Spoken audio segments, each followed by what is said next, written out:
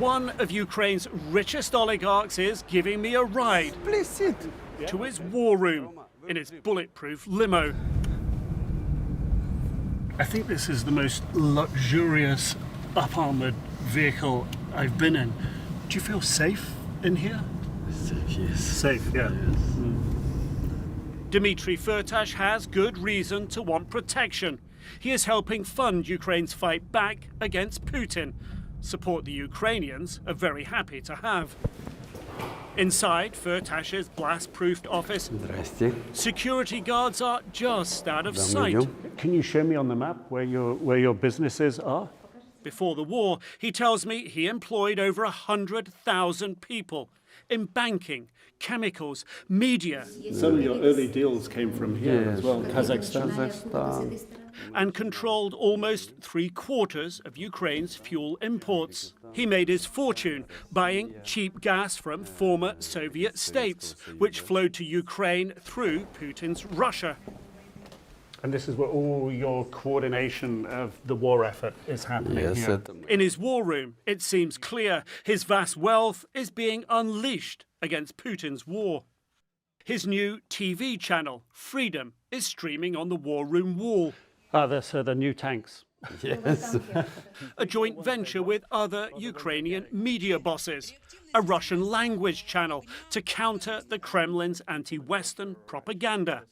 From here, Firtash is repurposing his business empire, pitting it against Putin.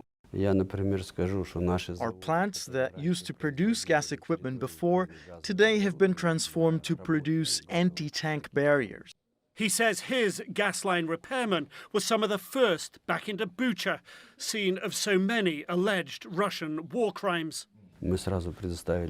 We provided our vehicles straight away and all logistical means to deliver humanitarian aid to all over Ukraine. Are you helping the government move weapons around the country?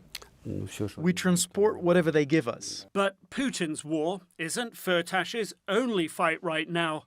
He's facing extradition to the US on international racketeering and conspiracy charges involving bribery. An 8-year battle that could be decided soon. They don't even allege that I had bribed somebody, but only intended to organize this. But are they right?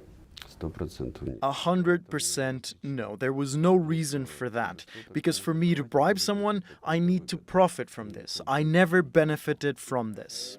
The charges are convoluted. Allegations of bribes for Indian officials to sell him cut-price titanium for a US aircraft company. Firtash believes his problems with the United States are geopolitical and began more than a decade ago when he was backing Ukrainian politicians perceived as pro-Putin. Now both his fights are fusing into a perfect storm. He's been stuck in Austria since his arrest on the US charges in 2014.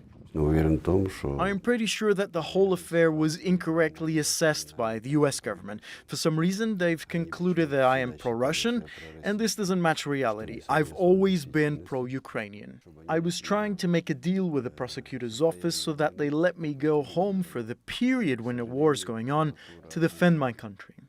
And they said no. And they said no, so I am forced to spend some of my time defending myself.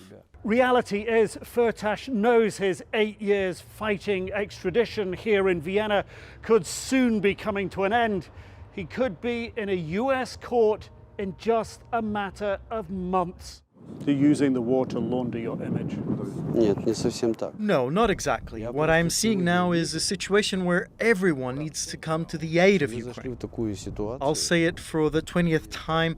I am a businessman. This is my job. I find ways to make money. Hero, villain, businessman. However history judges Dmitry Firtash, one thing does seem to be clear. His country, Ukraine, needs him and his wealth right now. Whether they get it, that depends on American justice.